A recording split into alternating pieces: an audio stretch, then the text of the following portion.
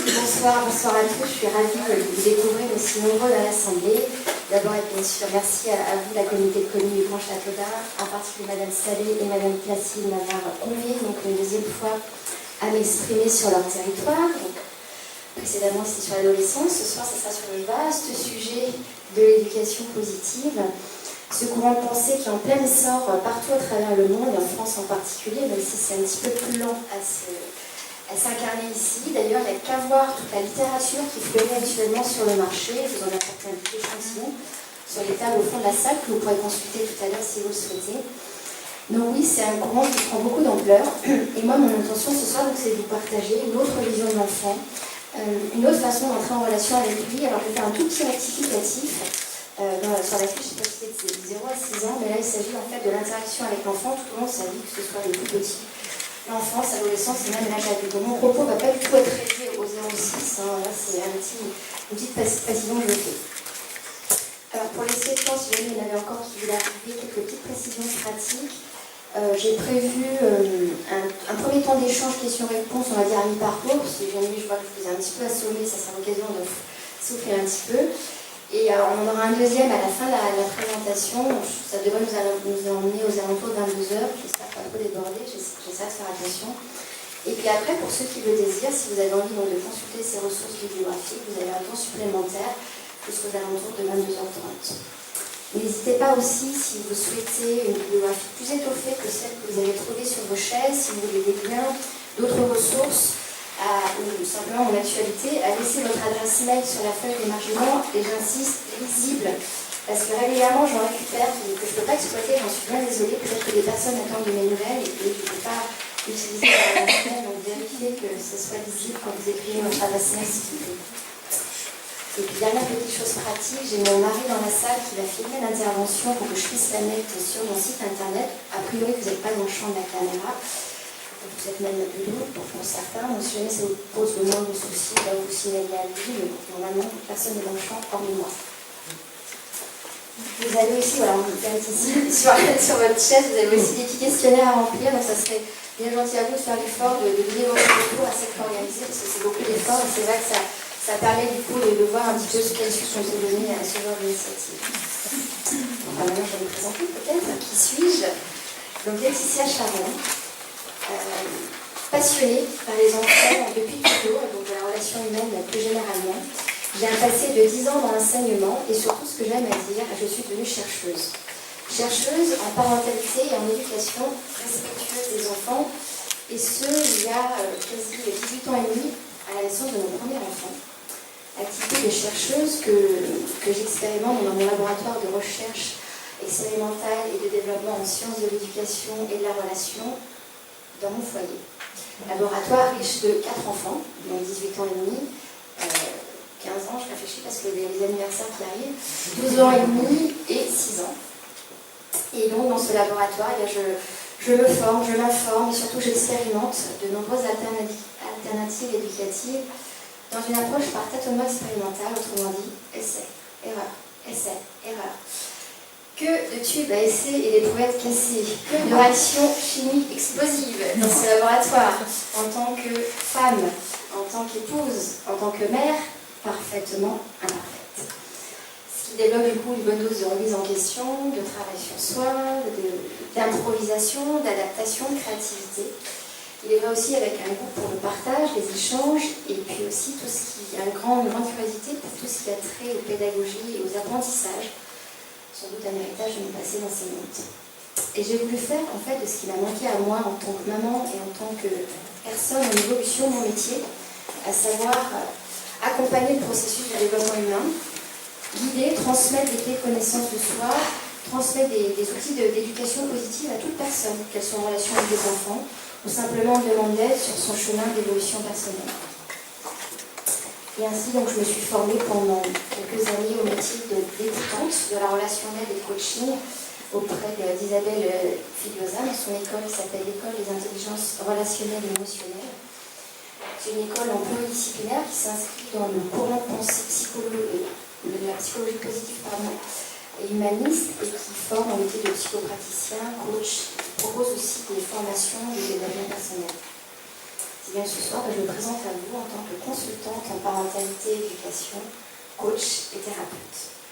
Alors, c'est une activité que j'exerce principalement en cabinet, dans mon cabinet à côté du Mans, où je reçois en séance individuelle des particuliers. Alors, j'ai l'individuel, pas que, des fois je fais aussi des séances duo, c'est-à-dire parents-enfants ou couple parental ou couple conjugal en fonction des problématiques. Donc c'est du coaching parental, coaching de vie, thérapie de la relation. Et puis j'interviens aussi dans une structure pour animer des groupes d'échange entre pairs. Les parents d'une part, ou parfois aussi les professionnels dans l'analyse de leurs pratiques ou pour les interventions pédagogiques. Et puis, exceptionnellement comme ce soir, quelques rares conférences où je partage avec plaisir cette nouvelle connaissance sur le développement humain. Alors ce soir, mon propos, c'est vraiment de présenter ce que j'ai expérimenté moi, donc c'est forcément très subjectif, de ce courant qui est très vaste, qui regroupe d'ailleurs plein de sujets connexes très riches en eux-mêmes. Il s'agirait d'ailleurs, si vous voulez les explorer tous, de faire un exposé sur chaque point que je vais évoquer. Non, moi simplement, je vais avoir une ambition peut-être un petit peu démesurée, c'est de vous présenter un tour d'horizon complet, mais qui restera un survol très général de chaque point, chaque tenant et aboutissant. Mon idée, c'est vraiment de vous présenter l'état d'esprit, le décor, si vous voulez, vous donner des clés de lecture, des clés de compréhension pour accompagner les enfants dont vous avez la charge, soit dans votre rôle de parent ou dans votre activité professionnelle.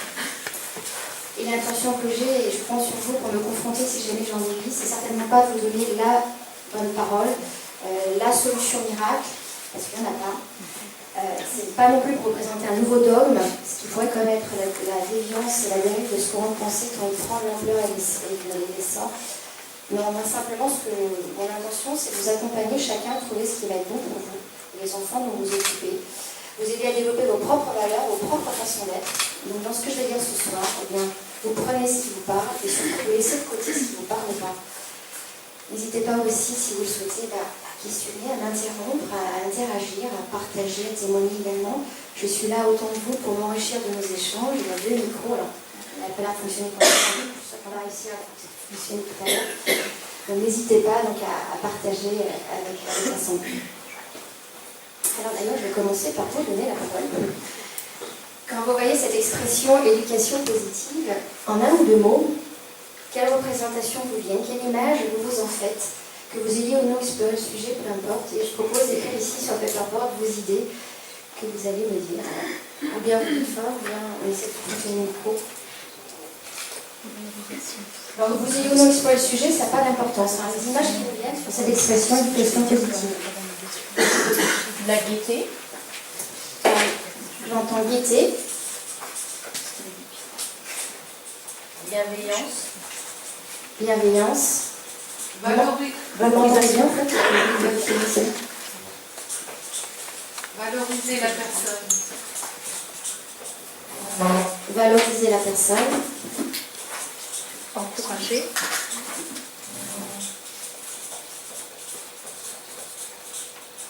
Encourager. Confiance. Confiance. Autonomie. Autonomie. Le respect. Respect. Estime de soi. Estime de soi.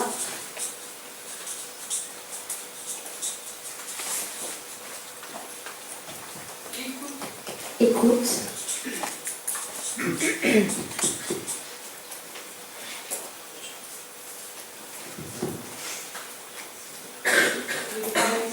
Droit à l'erreur.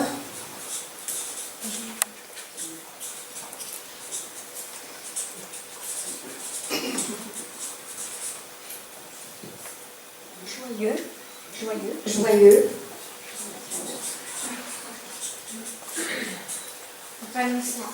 Épanouissement.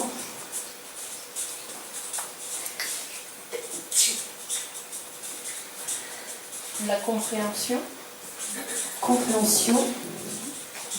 La patience.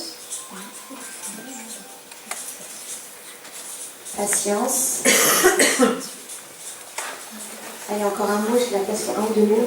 Communication. On arrêtera là, peut-être. Communication.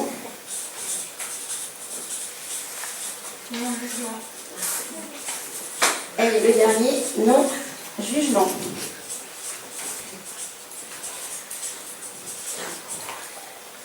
Mais voilà une belle liste de mots. Alors, si j'arrive à vous dire tout ce que j'aimerais vous dire sans en oublier, a priori, chacun de ces mots devrait arriver à un moment donné ou un autre dans ma bouche. S'ils n'y viennent pas, c'est que j'avais vraiment beaucoup de choses à vous dire. Alors, avant de commencer, et en même temps que je vous affiche le déroulé de la présentation, ce qui est très important pour moi de vous dire en premier lieu, c'est qu'il n'y a pas de style éducatif idéal, il n'y a pas de parent parfait. Pour reprendre un des nombreux livres d'Isabelle Filéza que vous pourrez trouver dans la... Ah, la lumière. Bon. On va mieux. Donc, le livre que vous pourrez trouver dans la table des ressources bibliographiques. Il y a pour moi des parents, des adultes qui se posent des questions, des parents éducateurs chercheurs. Et vraiment, j'adore cette expression. Parce que oui, on ne devient pas parent, on le devient. On est sur un chemin certes semé d'embûches, parce que comme tout apprentissage, on va commettre des erreurs. Et l'erreur est constitutive de tout apprentissage quel qu'il soit. Cela étant, c'est effectivement un chemin sur lequel on est invité en tant qu'accompagnant d'adultes à grandir en même temps que les enfants qu'on accompagne, à évoluer avec eux. Un chemin où finalement on va s'améliorer en tant que personne en augmentant notre compréhension de ce qu'est un enfant. Bien sûr, ça va demander du temps, de la patience, de la persévérance. Alors ce chemin, cette approche, effectivement, on la qualifie d'éducation positive. C'est une expression qu'on entend beaucoup. On peut la qualifier aussi de parentalité non violente, bienveillante, empathique, consciente, respectueuse. J'ai envie de dire, peu importe le qualificatif, d'une part c'est un petit peu restrictif, en plus ça peut être un peu connoté jugement, parce qu'on peut dire, je suis un parent bienveillant, toi tu l'es pas. Non, on va évacuer la terminologie, on s'en fiche un petit peu. Par contre, ce dont on peut être sûr, c'est qu'on va pouvoir s'appuyer sur ce chemin, sur des connaissances nouvelles et récentes concernant le développement humain. Donc on a des fondements scientifiques nouveaux qui arrivent, des choses que nos parents ne connaissaient pas, que nos grands-parents et toutes les générations d'avant n'avaient pas conscience. Et donc ces champs scientifiques sur lesquels on va pouvoir s'inspirer pour avancer sur le chemin, ça va être les sciences humaines et sociales, qui ont découvert depuis 50, 60 ans ce dont l'être humain a besoin pour nouer de bonnes relations avec ses congénères. On va pouvoir aussi s'appuyer sur un champ scientifique encore plus récent, les neurosciences affectives et sociales, début de ce siècle, 15-20 ans d'existence, qui nous enseignent ce dont l'être humain, ce qui entrave, ce qui favorise le développement de l'être humain. Elles étudient pour cela ce qui se passe dans le cerveau lorsqu'on ressent des émotions, lorsqu'on entre en relation avec quelqu'un. Et donc, elles nous ont révélé quelque chose que instinctivement, intuitivement, on sait depuis très longtemps, à savoir que l'être humain est un être éminemment social et que son cerveau a besoin de l'amour de l'autre pour se développer correctement.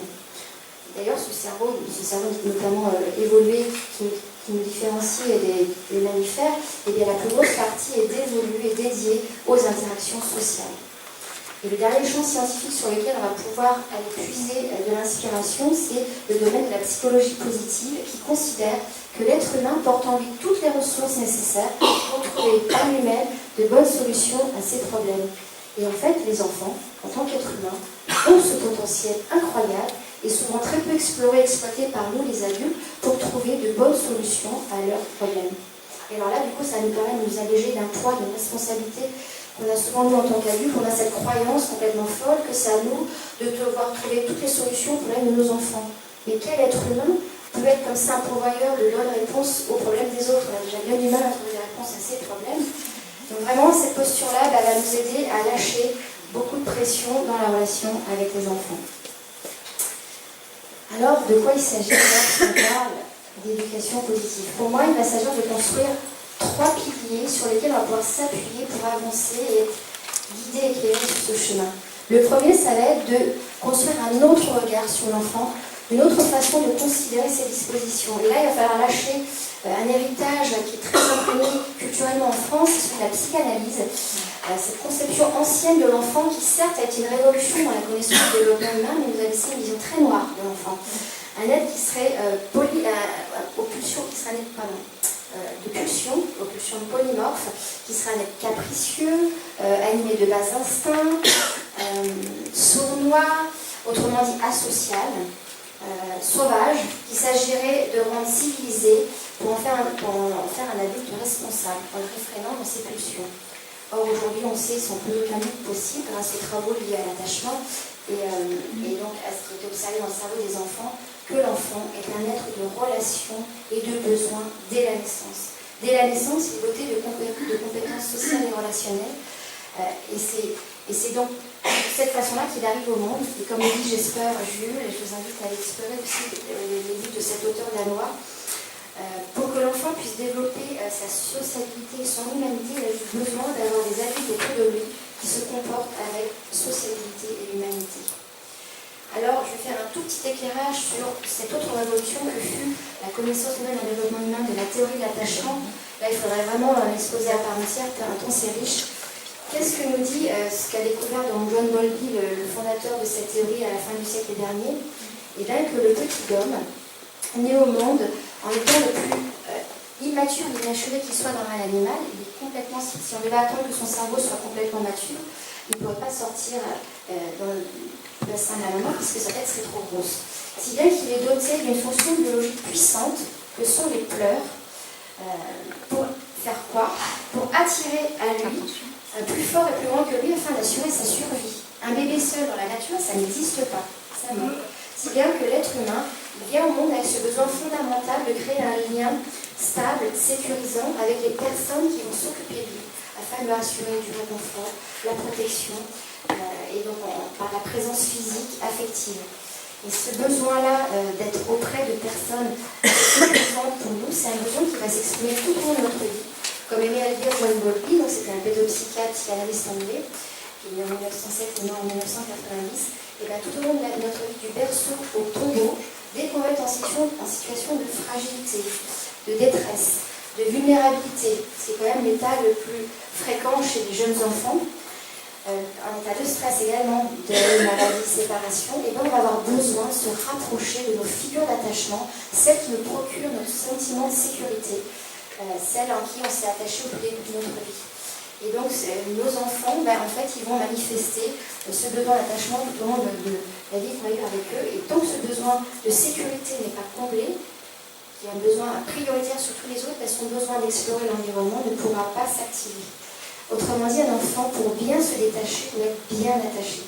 C'est ce qu'on voit quand un enfant, par exemple, a du mal à se séparer de sa figure d'attachement, il va pleurer, il ne va pas vouloir forcément aller dans le lieu d'accueil, la crèche, le centre maternel, l'école. Ça ne veut pas dire qu'il ne veut pas apprendre, qu'il ne veut pas découvrir, c'est juste que pour l'instant, ce qui prime, c'est de conforter son besoin de sécurité et que pleurer par rapport à la séparation qu'il a avec sa figure d'attachement, c'est sain, c'est un signe positif qu'il est bien attaché et qu'il y a d'abord peut-être à travailler avant de vouloir qu'il apprenne toutes les activités qu'on va lui proposer dans ces structures, travailler à l'aider à créer une autre figure d'attachement dans cette structure qu'il va accueillir. Deuxième pilier sur lequel on va pouvoir guider notre façon d'accompagner les enfants. On n'entend pas. Là, c'est mieux. Merci. N'hésitez pas à faire des grands signaux quand vraiment ça ne passe pas. Deuxième pilier, ça va être une autre façon d'accompagner les enfants en utilisant, alors je vais décliner le même vocable, même si je vous disais tout à l'heure que le problème des qualificatifs, c'est que c'est un petit peu réducteur. Ça va être d'accompagner les enfants avec des outils positifs dans leur développement. C'est-à-dire que, alors pas dans le sens que ça s'oppose à quelque chose de négatif, mais dans le sens de constructif. On va par exemple, au lieu de vouloir mettre des limites, des stops, on va leur enseigner les façons de se comporter, on va leur enseigner des ressources. Par exemple, pour exprimer sa colère, au lieu de taper sur le petit frère ou la petite sœur, au lieu de casser du matériel, et bien tiens, moi je vois que tu es vraiment fâché, viens taper dans le ballon, viens dessiner ta colère, viens crier dans ce coussin. Ça va être donc de réorienter davantage l'enfant vers ce qu'il est possible de faire dès qu'on a un non à poser, c'est-à-dire dès qu'on est dans du non négociable pour nous l'adulte. Un bambin par exemple qui se réjouit de découvrir la trace, de laisser des traces dans son environnement, comme le geste psychomoteur le plus facile à développer dans le plan vertical, et il va griffonner avec grand plaisir sous vos murs. Et bien si vous voulez l'orienter, vous dites ok, tu veux écrire, ça t'a grand plaisir à dessiner, je te propose d'en mettre une grande affiche et tu écris à l'intérieur de cette affiche. Par contre, tu vois, dès que tu dépasses le cadre, là c'est pas possible parce que tu vois, il faut prendre l'éponge et frotter très fort pour que ça s'en aille. Ça va être aussi les laisser faire le plus possible des choix, prendre des décisions et assumer les conséquences de leurs actions. Là, j'ai envie de vous prendre un exemple du quotidien avec mes enfants. Par exemple, mon fils aîné qui fait, mon fils, pas aîné, j'en ai qu'un, qui fait du sport collectif. Il s'est engagé en faisant du basket, a assisté au match une fois. Et le week-end, il n'a pas voulu, pour des raisons qui ne semblaient pas forcément très importantes, pour lesquelles il a voulu se désister au tout dernier moment. Il dit bah, écoute, ça t'appartient, moi je ne suis pas forcément d'accord que tu n'y ailles pas, tu t'es engagé. Si tu ne veux pas y aller, c'est ton choix. Par contre, c'est toi qui préviens le coach et qui lui explique pourquoi. Semble-t-il, ce week-end-là, il avait beaucoup de travail, il se sentait stressé. Là, il a assumé pleinement et il a envoyé un super SMS à son coach en lui demandant de l'excuser pour le retard. Enfin, voilà, il a pris pleinement sa décision jusqu'au bout. Ça va être aussi de penser dans ces outils positifs à créer avec les enfants qui grandissent notamment des règles de vie participatives où l'idée, plutôt que de poser des interdits que les ados notamment vont avoir la tentation de transgresser, donc créer des règles de vie avec eux pour déjà obtenir leur adhésion et surtout augmenter nos chances qu'ils les respectent, avec évidemment aussi la mise en place de conséquences éducatives, c'est-à-dire peut-être perte de droits associés quand la règle est transgressée. Je pense à ma troisième, par exemple, qui a tendance à avoir du mal à respecter les heures de sortie qu'on a décidé ensemble. Ok, cette fois-ci, tu es rentré trop tard, ça sera un quart d'heure que tu as pris sur ton temps de sortie prochain, donc que tu auras en moins. Et tant que tu n'auras pas réussi à nous montrer que c'est possible pour toi de surveiller l'heure et d'entrer à l'heure, pour l'instant, tu rentreras un petit peu plus tôt. Donc voilà un exemple. L'idée, en fait, derrière tout ça, c'est d'être davantage sur l'autorisation, la permission, montrer comment faire plutôt que interdire. Bien sûr, il y aura aussi des interdits. Je ne suis pas en train de dire qu'il faut rien interdire chez les enfants. Et alors, le troisième pilier qu'on va avoir aussi à construire, c'est une autre façon de considérer la relation avec les enfants. Et là, il va s'agir de sortir des schémas du passé, ces schémas anciens qui ne fonctionnent plus avec les enfants d'aujourd'hui, et c'est tant mieux. Tant mieux parce qu'ils sont basés sur des rapports de force et donc souvent associés à de la souffrance et de la blessure qu'on va infliger à l'enfant. Ces rapports de force qui, dans un cas, vont donner le pouvoir à l'adulte, c'est la posture autoritariste, où finalement l'adulte va se retrouver gagnant dans la relation à l'enfant perdant. Et puis la posture complémentaire, on va donner le pouvoir à l'enfant qui va devenir gagnant dans la relation. Et là, on est invité à construire une relation qui va être construite sur des rapports plus équilibrés, dans une posture égalitaire. On va effectivement essayer de sortir de cette posture de supériorité, sachant que dans le développement du psychisme humain, il n'y a pas d'état supérieur. Petite enfance, adolescence, adultage, tout au long de notre vie, on évolue. Donc il n'y a aucun être humain qui est supérieur à un autre. Cela étant, dans cette approche, on va au contraire être dans une posture, on va mettre beaucoup plus de souplesse, d'authenticité. Je vais reprendre aussi une valeur que utilise Jesper Jules danois, d'équidinité, c'est-à-dire de respect mutuel en tant que personne. On va chacun construire une relation où l'enfant, comme l'adulte, pourra se développer sainement en tant que personne. Alors ça va nous demander bien sûr de lâcher le pouvoir absolu sur l'enfant qui est hérité de ces modèles du passé où il y avait comme une hiérarchie dans la famille. Certes, on va garder le pouvoir physique sur les enfants, enfin jusqu'à un certain point, quand ils sont adolescents, le rapport de force physique va quand même légèrement s'inverser, on n'aura plus de pouvoir. Bien sûr, on garde le pouvoir économique, le pouvoir légal, puisque les enfants restent assujettis depuis 1970 à l'autorité parentale. À la place, on est invité à développer un pouvoir d'influence, de conseil, de développer notre autorité personnelle, notamment à chaque fois qu'il y aura des transgressions dans les règles, on va affirmer davantage qui on est. Donc ça va nous demander de développer un dialogue plus réciproque, une communication positive, c'est-à-dire une communication dans laquelle chacun va être entendu et reconnu dans sa différence et pour sa différence. Et donc de cultiver cet art de la communication bienveillante.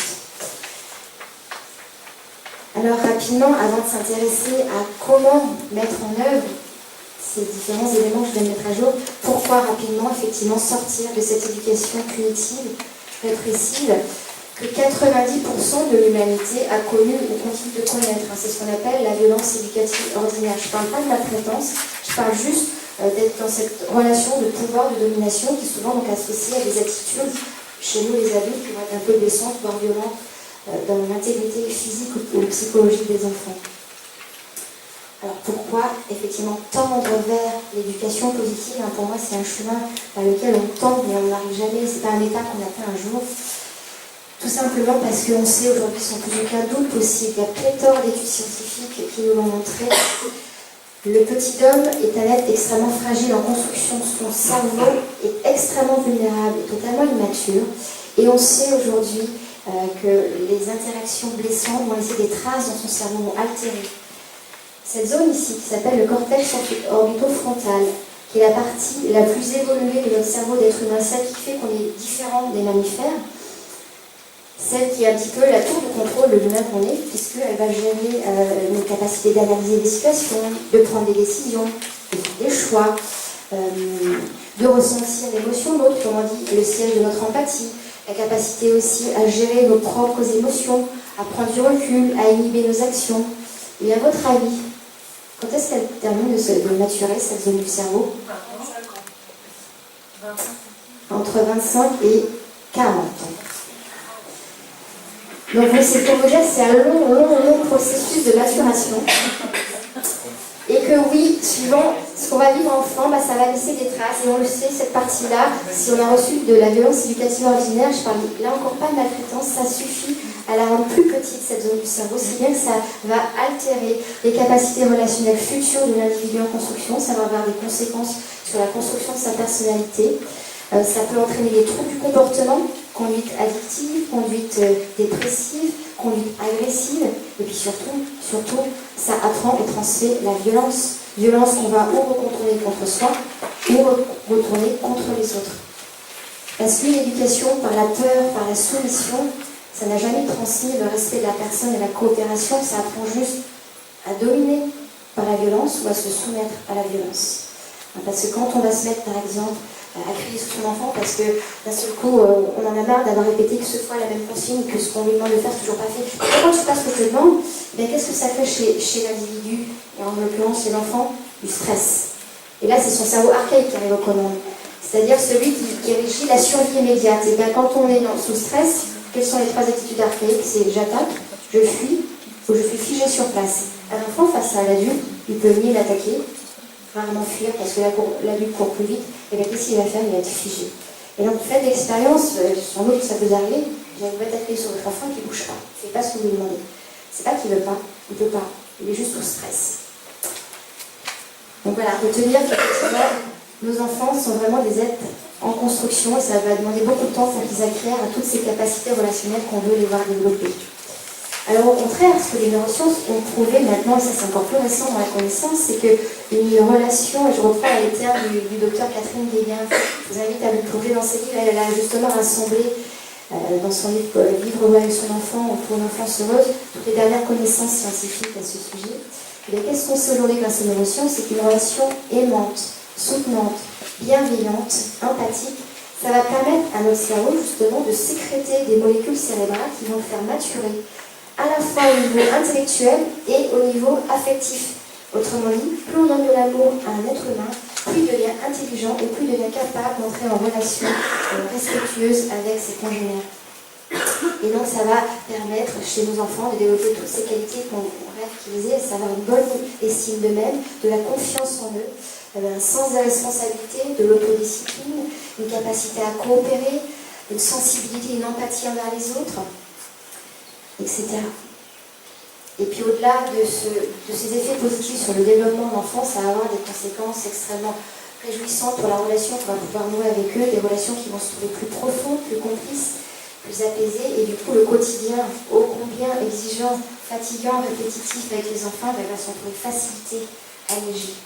Parce que oui, l'amour, l'encouragement, l'amour inconditionnel, l'encouragement, ce sont vraiment des boosters de croissance, c'est un carburant, pour reprendre les mots d'Isabelle Filesa, dans le développement de l'être humain. C'est ça qui va aider l'enfant à développer son potentiel de façon optimale. Alors comment porter un autre regard sur les enfants? Et là, l'éducation positive éclaire à nouveau jour les comportements des enfants.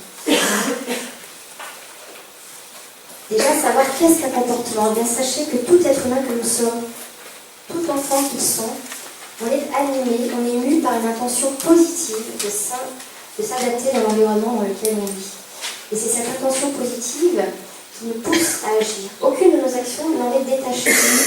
Alors certes, les comportements qui vont être produits vont être adaptés ou non à l'échelle de la famille, de l'école, de la société, et que c'est à nous, adultes, de montrer aux enfants quels sont les comportements acceptables ou pas. Ils ont besoin de nous, les adultes, dans cet apprentissage. Mais pour que cet apprentissage ne soit pas blessant vis-à-vis de l'enfant, c'est important de savoir c'est quoi le comportement. Qu'est-ce que je dois connaître pour aider mon enfant à transformer le comportement qui serait perturbant pour moi. C'est quelque chose qui s'appréhende par les sens. Autrement dit, un comportement, je le vois, je le touche, je l'entends, je le sens. C'est pas un trait de la personnalité de l'enfant, c'est pas une interprétation qu'il s'agirait d'y mettre. Il faut au contraire être un peu comme une caméra ou un micro qui enregistrerait une scène qui me pose problème et qu'on veut faire cesser. Autrement dit, couper notre radio mentale, éviter d'y mettre des étiquettes et des jugements. Parce que quand on fait ça, eh bien, on cristallise encore plus ce comportement perturbant. On fait ce qu'on appelle pour le psychisme humain, on met en œuvre l'effet Pygmalion, c'est cette autoprophétie réalisatrice. C'est-à-dire que quand on attend l'autre qui se conduise de telle ou telle façon, l'être humain s'y conforme à la lettre. Exemple, si vous considérez que cet enfant est très désordonné ou très maladroit, il n'arrive pas à faire des maladresses, c'est pas possible, attention, il est toujours en train de faire des bêtises, eh bien, qu'est-ce qui va se passer? Cet enfant, il n'aura pas la possibilité de développer sa capacité à être parfois adroit, ordonné. Tout simplement parce que c'est pas ce qu'on attend de lui. À quoi bon faire des efforts puisque l'autre ne regarde que au travers des maladresses et mon désordre. Donc, on est malheureusement tous pétris d'étiquettes et de jugements, parce que c'est ce qu'on a reçu la plupart. Donc, je vous dis ça, pas pour qu'on s'en sente pas, mais pour en avoir conscience que quand on fait ça, on ôte la possibilité à l'enfant de montrer d'autres possibles dans les situations qui nous posent problème.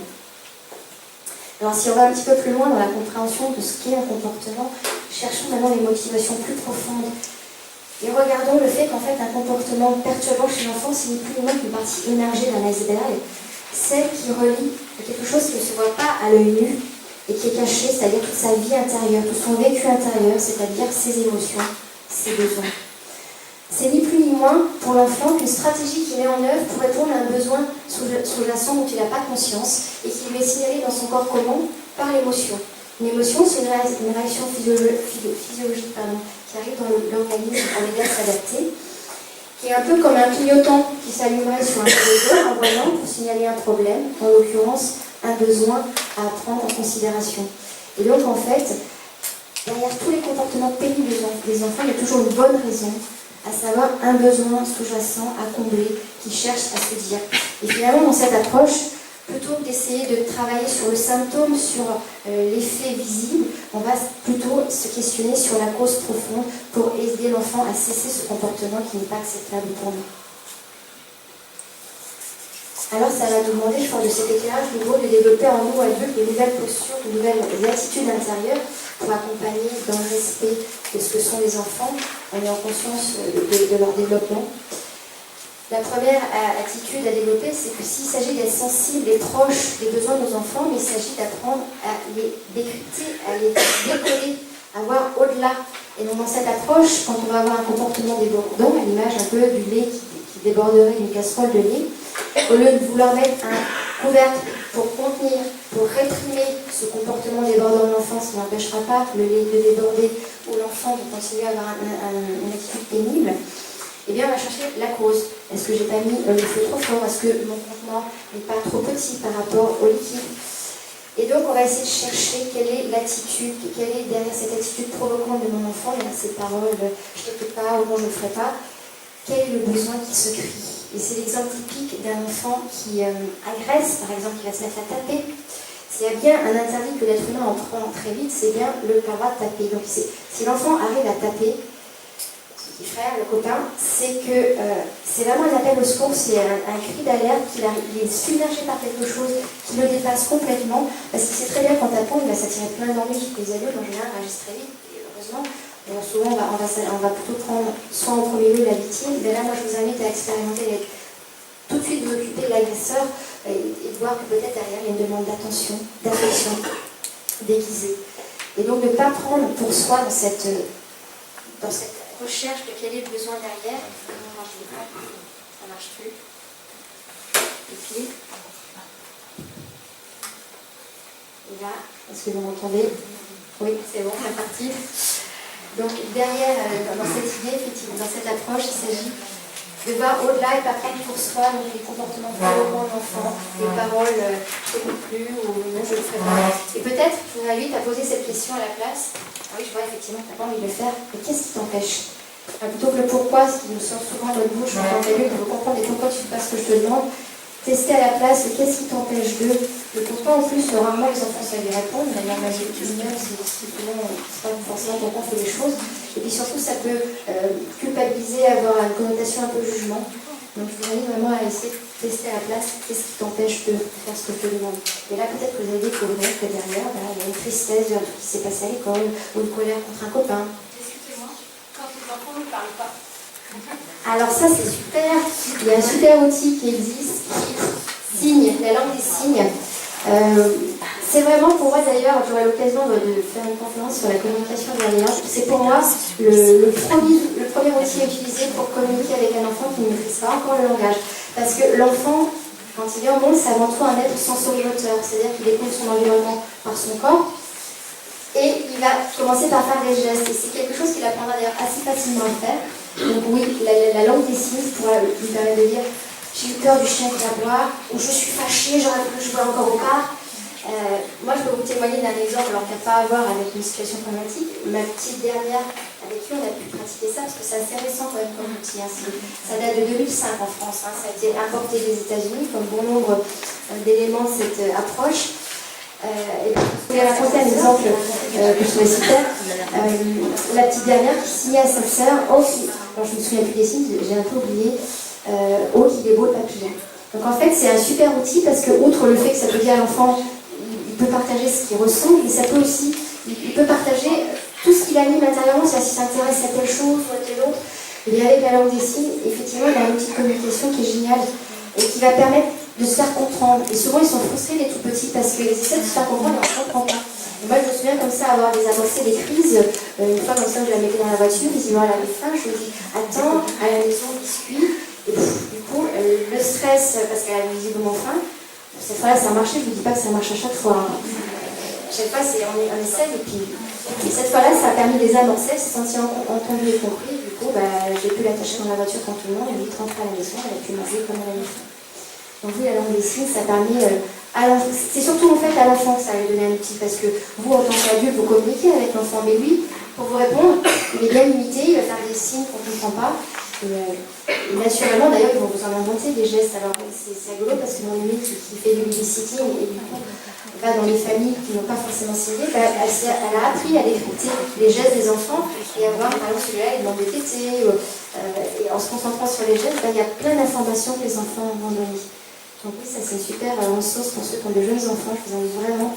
Vous trouverez d'ailleurs dans la bibliographie là-bas un livre qui s'appelle Signe avec moi, que je vous ai apporté et c'est vraiment une super ressource. Donc on va essayer de décrypter les besoins des enfants pour pouvoir y répondre de façon plus adaptée, plus ajustée, dans le respect de ce qu'ils sont. Alors bien sûr, qui dit être sensible et proche des besoins pour pouvoir les combler, il s'agit surtout en premier lieu de pouvoir les reconnaître, les identifier.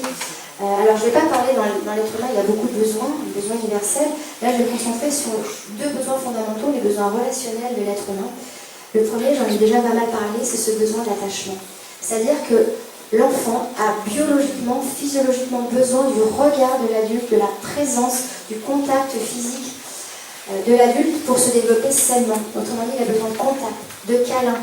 C'est ça qui va lui permettre de remplir son réservoir affectif qui se vide d'ailleurs très vite avec le stress et qui a besoin de remplir en permanence de temps partagé, individualisé, pour qu'il se sente compris, reconnu, aimé inconditionnellement dans ce qu'il est. Et alors le deuxième besoin fondamental et aussi fort que le besoin d'attachement chez l'être humain, c'est le besoin de liberté. C'est-à-dire d'exercer son libre arbitre, d'éprouver son pouvoir personnel sur les situations. Tous les enfants ont besoin de se sentir à l'origine de leur comportement, aussi petit soit-il. Et sachez-le, aucun humain ne supporte la contrainte. À toute contrainte surgit une force d'opposition. C'est un comportement naturel, normal, sain chez les humains, de résistance à la contrainte. Donc soyez prévenus, dès que vous allez mettre une contrainte, une limite à l'enfant, si c'est un humain sain, il va se rebeller, c'est tout à fait normal. Il ne se regarde pas là, partout, on se pose la question, qu'est-ce qui l'empêche de s'affirmer? Alors comment remplir ce besoin de liberté pour désamorcer le plus possible les résistances? Et bien j'en ai déjà parlé, c'est aider les enfants à les laisser le plus possible faire des choix. Alors tout petit, bien sûr, ça va être des choix restreints, ce qu'on appelle des choix binaires, seulement des options. Par exemple, tu préfères te laver les dents avant ou après tes nuits en pyjama. Pour les devoirs, comment tu préfères faire? Tu rentres à la maison, tu te couches, tu te détends, tu joues, puis après on s'y met. Au contraire, tu rentres, tu t'y mets tout de suite, et comme ça après, ton longue soirée devant toi. Ça aide aussi, pour lever les résistances, prendre davantage en considération avec sérieux leurs avis, leurs envies, leurs besoins, leurs demandes, pour des choses aussi joyeuses que les vacances, que les loisirs. Tiens, qu'est-ce que ça dirait? Est-ce que ça dirait d'aller en vacances tout seul chez l'ami? Combien de temps tu te sens prêt à y rester? Qu'est-ce que tu préfères? Que je te téléphone, que je te téléphone pas, que ce soit toi qui m'appelles? Et puis je le disais aussi, donc, avec des enfants plus grands, créer ensemble des règles de vie, accepter de négocier. Alors on ne va pas négocier sur les besoins qui sont légitimes, chacun d'entre nous, mais on va négocier sur les solutions, les stratégies qu'on va mettre en place pour combler les demandes. Moi, assez souvent, quand les enfants par exemple, me demandent à sortir, qu'ils me donnent un horaire, eh bien, il y en a, ils descendent de plus en plus, et moi je monte jusqu'à temps qu'on ait trouvé un horaire qui convient aux deux. Ok, ça marche, très bien. Après, il est conscient qu'il y a à mon avis, une seule situation qui est obligée de poser des limites, des contraintes, c'est la sécurité. Ça, c'est pas négociable. Ta sécurité, oui, je t'attache en voiture. Vous avez mis la photo de l'enfant qui pleure. Et bien dans ces cas-là, il va s'agir, en tant qu'adulte, d'accepter que l'enfant manifeste son émotion et de l'accueillir avec empathie. Moi, c'est vraiment pas drôle d'être attaché en voiture. Moi non plus, je vois pas ça. C'est-à-dire de montrer que la contrainte est aussi applicable à nous. Et une contrainte qui s'applique à tout le monde, c'est quelque chose qui va la rendre acceptable pour l'enfant, qui va l'aider à lever sa résistance. Avec un tout petit, par exemple, il s'agirait de donner des soins ou laver le nez, par exemple, et qui ne veut pas, il va commencer par le faire sur soi. Regarde, moi aussi je me lave le nez, regarde, après je respire bien, ça va mieux. Là, il y a peut-être des chances qu'il accepte de se laisser faire, mais c'est pas très agréable pour lui. Alors bien sûr, qui dit besoin à combler, dit aussi frustration. La vie est remplie de frustration et que sur ce chemin-là, il s'agit aussi d'enseigner à nos enfants de tolérer la frustration.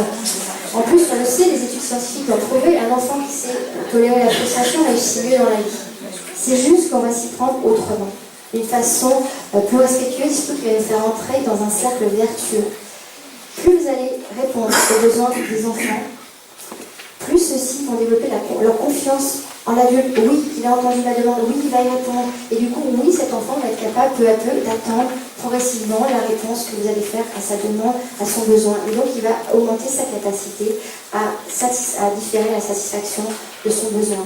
Si bien que c'est ainsi qu'il va tolérer la frustration. Au contraire, si vous promettez à un enfant des choses que vous ne fournissez pas ensuite, ça ne va pas du tout lui enseigner à tolérer la frustration, ça va le rendre hypersensible et intolérant à toute frustration. Donc vraiment l'idée c'est là d'aller combler le plus possible au tout début de la vie, et peu à peu l'enfant va augmenter sa capacité à attendre. Alors c'est ce qu'on voit typiquement avec un enfant, un bébé, donc on répond immédiatement pleurs. Outre le fait que c'est une nécessité absolue pour ne pas maltraiter son cerveau totalement immature, quand vous allez répondre immédiatement aux pleurs du bébé, vous allez faire ce qu'on appelle du parentage proximal, par le contact physique, portage. Et bien qu'est-ce qu'on observe? Ce sont des bébés qui, peu à peu, vont pleurer de moins en moins dans le temps, voire plus du tout. Pourquoi? Parce qu'ils ne seront plus obligés de sortir l'artillerie lourde que sont ces pleurs puissants qui nous tordent les boyaux. Non, ils auront manifesté plein de petits signaux que nous, l'adulte, à force d'être à l'écoute des besoins, on aura appris à décrypter, on sera donc plus connecté avec l'enfant. Et donc, nous, on pourra dire à cet enfant qui, par exemple, se tortille, ah bah, tu as l'air d'avoir besoin que je te change la couche, je finis de laver cette assiette et on y va. Et donc, du coup, l'enfant se sent entendu, accueilli dans ce qu'il vit. Et il est capable aussi d'attendre peu à peu à ce qu'on réponde à sa demande.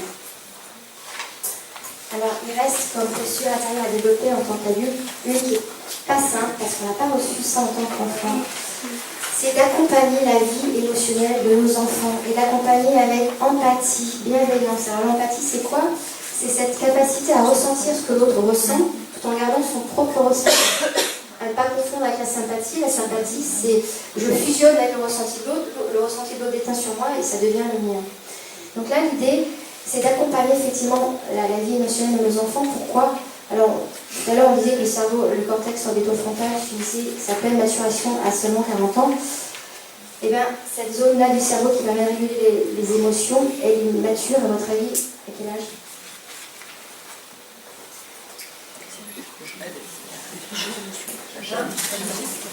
Jeune? Jamais. Si. 25 ans. Et en tous les cas, jusqu'à 5-6 ans, jusqu'à 5-6 ans, vous pouvez être sûr que vos enfants ne peuvent pas réguler par eux-mêmes leurs émotions. Quand ils ressentent une émotion, c'est une tempête qui arrive dans l'organisme. C'est vraiment un tsunami.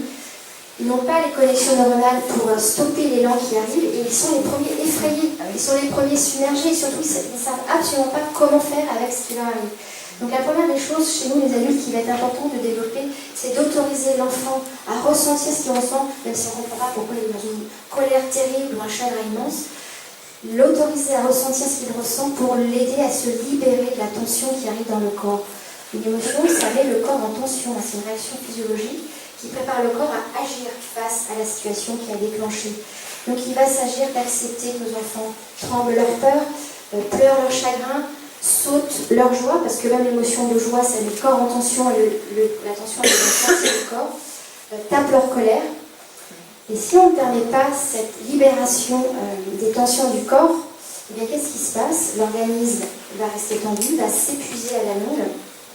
En plus, l'immunité qui s'est abaissée au moment de la charge émotionnelle reste basse, parce que pour l'organisme, quand il y a une émotion qui arrive, il reçoit le message, toujours dans savoir qu'il y a une urgence vitale, il faut survivre à la situation immédiatement, donc la survie à long terme, il n'en a pas besoin, donc l'immunité s'abaisse. Et si on ne permet pas donc, la libération des tensions, cette immunité reste basse, et c'est la porte ouverte aux maladies. On a tous dans nos entourages vu des gens tomber malades après un choc émotionnel. Moi, je peux vous garantir que j'ai beaucoup observé aussi la santé de mes enfants. J'ai vu le lien entre, une otite aiguë qui arrive, et en prenant le temps d'accueillir les pleurs et la douleur de cette enfant, se rendre compte que cette petite fille, elle a entendu des paroles horribles de la part de son enseignant dans sa classe et que son oreille n'était plus entendue. Ou alors ce fils qui revient d'une situation à l'école qui l'a bouleversé, il n'en parle pas tellement, et puis la nuit il vomit. Qu'est-ce qui s'est passé? C'est qu'il a assisté à une scène d'accident chez un copain à l'école, qui était absolument une scène retournante, et on a vomi au sens propre toute la nuit. Donc tout ça pour vous dire que oui, les émotions, ça crée une tension, il faut permettre la libération pour que l'organisme retrouve son état normal et puisse continuer à être en bonne santé. En plus, une émotion qu'on refoule, et c'est tout ce qu'on nous a tous demandé de faire, enfin, ravale, mais non, c'est rien. Et qu'est-ce qui se passe? Une émotion refoulée, elle s'en ira dans le cerveau, elle s'inscrit dans le corps, et elle ressortira. De toute façon, elle trouvera de toute façon résolution dans des situations inappropriées, de façon disproportionnée, ou sur des boucs émissaires. Tout simplement parce que émotion, de l'anglais emotion, c'est un mouvement, motion, qui vient de l'intérieur et qui va vers l'extérieur. Si bien que ce qui fait dire à Isabelle Filosa que 80% de nos émotions adultes sont des émotions qu'elle appelle parasites, c'est-à-dire des émotions refoulées du passé, alors ça peut être du passé proche ou du passé plus lointain comme notre enfance, qui viennent trouver résolution, réparation dans le présent, ici maintenant, avec nos enfants. Donc c'est veut dire que si on veut éviter à nos enfants de rester comprimés avec des émotions qui en plus altèrent leur santé, ben c'est important de les autoriser à ressentir ce qu'ils ressentent. Alors je vous invite à lâcher ces petites phrases qu'on a tendance à sortir facilement, comme un enfant qui tombe et qui pleure très bruyamment, alors vous dites non, il n'a pas fait rien, il s'aime pas. Pourquoi il me fait tout ce cinéma? Oui, vas-y, pleure ta douleur. En plus, quand on pleure, on libère dans les larmes les hormones du stress, le cortisol et l'adrénaline, qui sont des hormones qui sont sécrétées dans l'organisme pour mobiliser l'énergie dans les muscles. Et au-delà de la douleur, peut-être qu'il va pleurer aussi sa peur d'être tombé peut-être sur la route et de se faire ramasser par une voiture. Peut-être aussi qu'il va pleurer la colère, la frustration, parce que ça fait que ce fois qu'il essaie de faire du vélo, il n'y arrive toujours pas. Peut-être qu'il va pleurer aussi à travers ses gros chagrins. La honte, peut-être d'être tombé devant tout le monde, devant ses copains, c'est l'humiliation suprême pour lui. Quoi qu'il en soit, pleurer, c'est une fonction biologique, naturelle, que la nature nous a dotée et qui a une fonction, nous aider à réparer, à retrouver notre équilibre intérieur. C'est bien dommage que nous, les adultes, on s'en serve si peu, tout simplement parce qu'on nous a fait croire que ça ne servait à rien, qu'il fallait retenir ces larmes. Allez, vas-y, pleure, tu te sentiras mieux après. Alors pour aider l'enfant à peu maîtriser ses tempêtes émotionnelles, il va s'agir de mettre des mots sur ce qu'il ressent. Faire ce qu'on appelle de l'éducation émotionnelle. l'aider à prendre conscience de ce qui se passe pour lui en nommant l'émotion qu'il est en train de ressentir et surtout en la reliant à la situation qui a déclenché. C'est ça qui va l'aider à comprendre, ah, ce que je ressens c'est de la colère, ah, ce que je ressens c'est de la tristesse, ah oui, parce que maman est partie. En se sentant compris, ça va l'apaiser. Alors, nommer l'émotion, reformuler ce qui se passe pour l'enfant, ça ne veut pas du tout dire être d'accord, ça ne veut pas du tout dire céder à sa crise de colère, à sa crise de rage parce qu'il veut beaucoup jouer dans le magasin.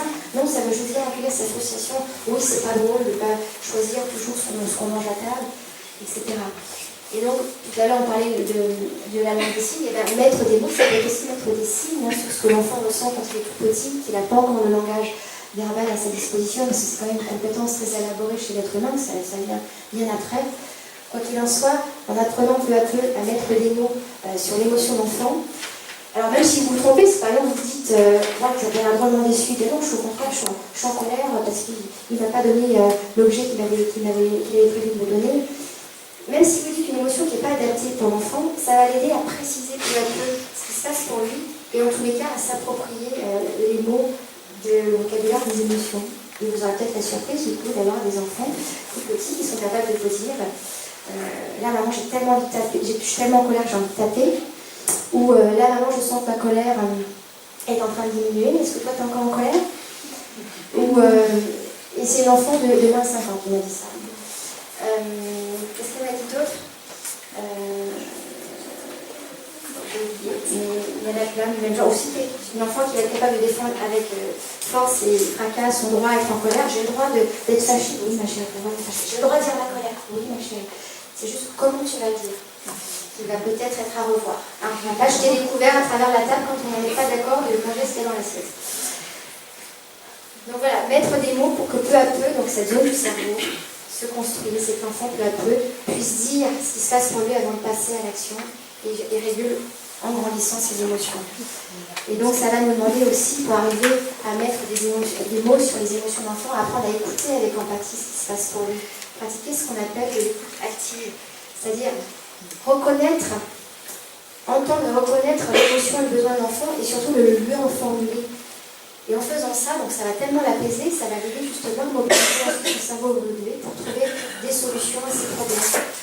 Là, j'ai vraiment un exemple tout récent qui m'est arrivé, toujours avec cette petite dernière, qui est dans la famille du coup, celle qui a des compétences relationnelles quand même plus évoluées que nous tous.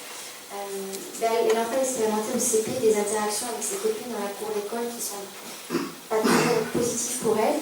Notamment dans cette école, ils autorisent les enfants avec des jeux. Je vous ai déjà dit que moi j'étais pas pour. Que si elle voulait faire l'expérience, ok, j'étais d'accord, mais que ça risquait de lui attirer des ennuis. Ce qui n'a pas manqué de se produire, puisqu'elle a fait un échange avec une petite copine qui s'est trouvée être ce qu'elle appelle un mauvais échange. En fait, la copine est convoitée ses billes plates avec beaucoup d'envie, donc elle a fait en sorte de les lui prendre et de lui donner un autre jouet en échange. Quand j'ai récupéré ma fille ce soir-là, elle était contente d'avoir un nouveau jouet, puis moi en lui redisant, ok, tu as fait cette expérience d'un échange, moi je ne suis pas trop favorable. D'ailleurs, la maîtresse, on a eu la réunion au préalable, elle avait signalé qu'elle autorisait les jeux dans la cour de l'école, mais qu'elle ne s'occuperait pas de gérer les problèmes d'échange.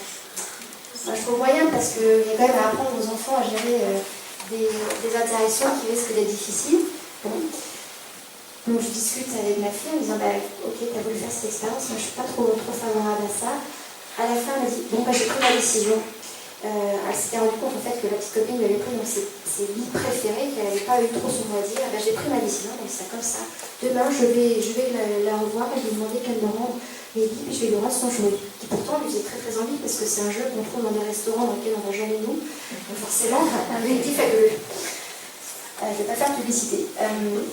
Et le lendemain, je la récupère le midi. Comme tous les midis, elle me fait une crise de charge émotionnelle parce que toutes les tensions accumulées à l'école, ça rejaillit sur qui? Sur la figure d'attachement. Voilà pourquoi souvent, les enfants, ils vont montrer leurs émotions les plus négatives à qui?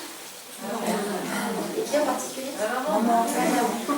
Alors, il se trouve que dans notre société, la figure d'attachement principale, c'est-à-dire celle qui va jouer dans la vie de l'enfant, qui va être le plus à ses côtés dans les 9 premiers mois de sa vie, sont souvent la maman. Elle sera très bien plus le père. Ça pourrait très bien être un substitut parental. C'est juste dans notre société, c'est souvent la maman qui, les 9 premiers mois de la vie, sont auprès du bébé Et comme le bébé a besoin de s'attacher à la personne qui s'occupe de lui, bah, c'est sur la maman que ça tombe.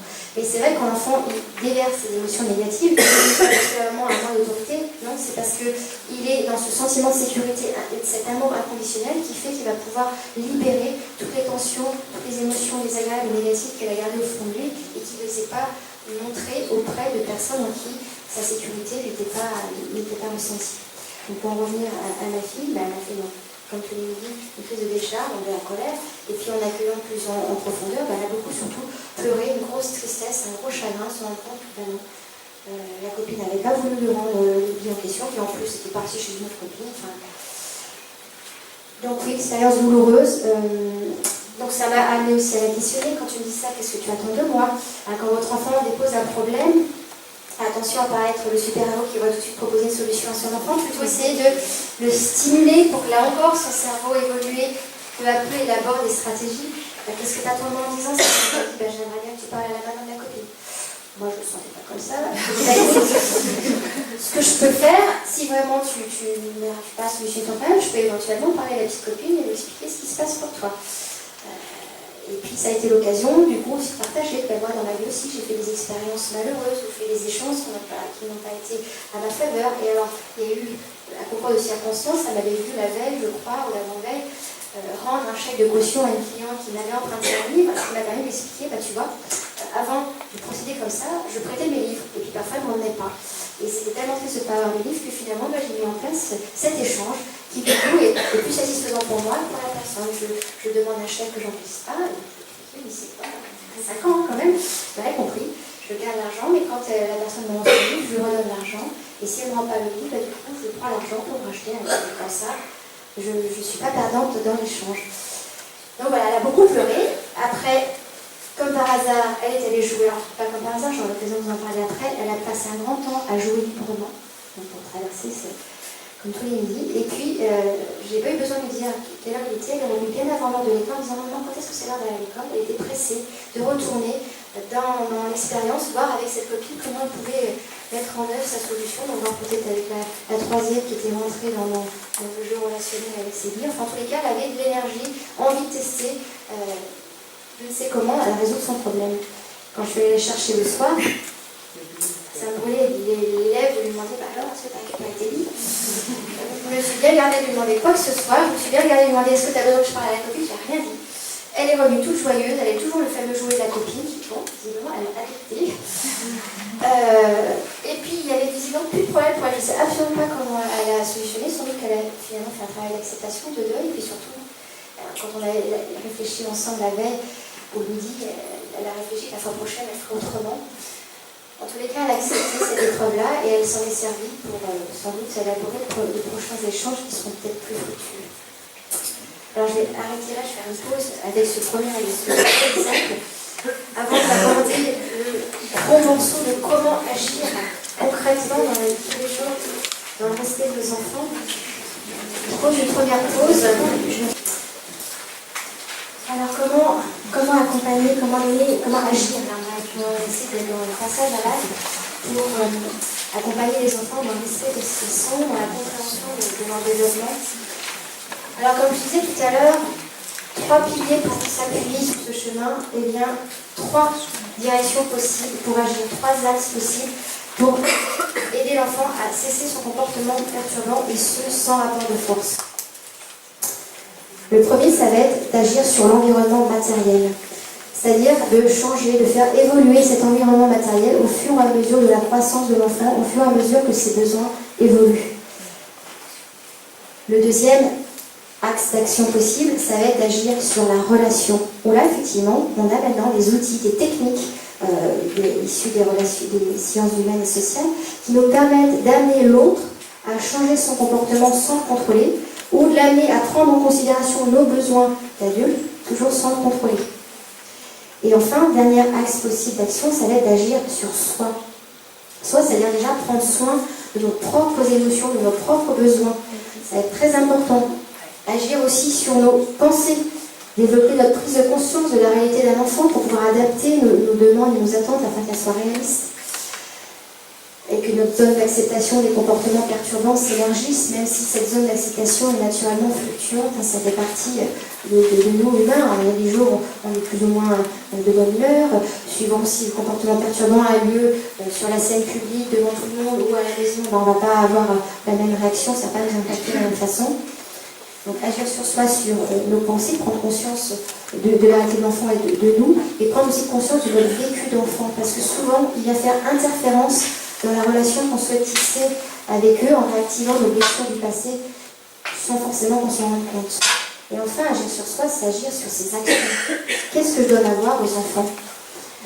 Est-ce que j'incarne mes valeurs? Est-ce que je me montre exemplaire? Est-ce que ce que vous pouvez être sûr, c'est le message, je fais ce que je dis, je ne fais pas ce que je fais, et le message le plus anti-éducatif, anti-pédagogique qui soit. C'est totalement contre-productif.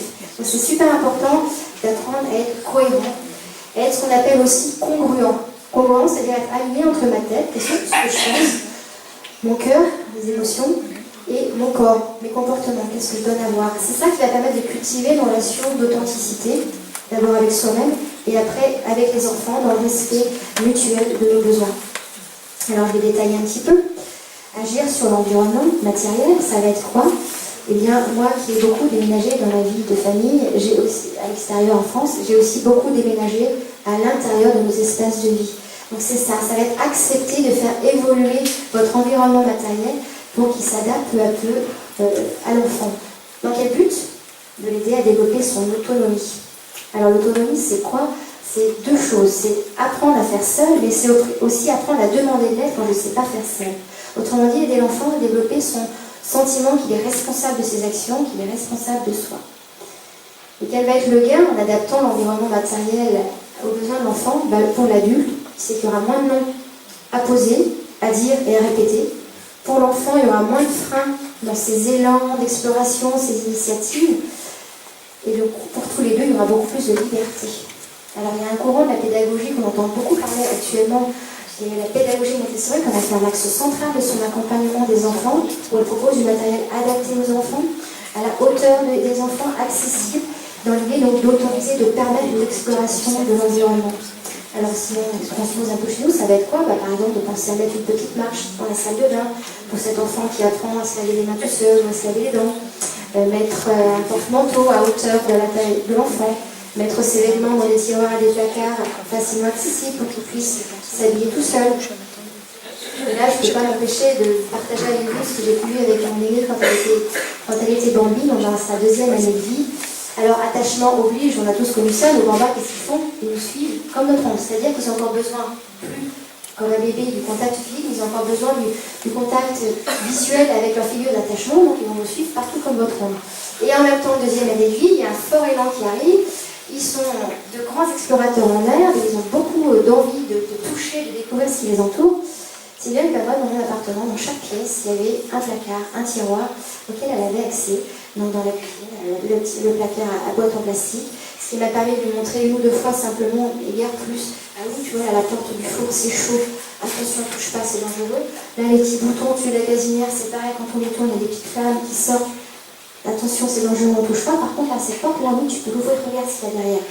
Voilà, ça devient pareil, un tiroir avec les serviettes de toilette. C'est bien que j'ai pu souvent cuisiner tranquillement, prendre ma douche tranquillement.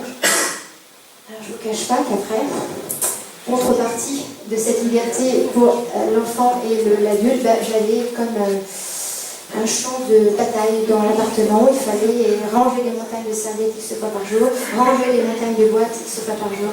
Bon, c'est une petite concession que j'ai dû faire à ce moment-là de ma vie parce que ça passe vite, ce côté j'explore et je démonte tout.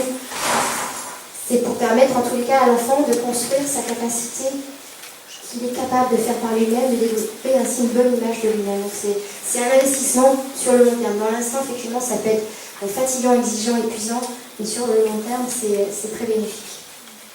Excusez-moi, à quel moment vous leur demandez, en fait, on peut demander à son enfant de ranger finalement, parce que c'est bien. Bien sûr, oh là là, moi c'est ce que je dis sans cesse, tu as le droit de déballer, par contre, ranger ça fait partie. Donc je ne suis pas OK pour déballer et ne pas ranger derrière. Donc bien sûr, les deux on va faire avec.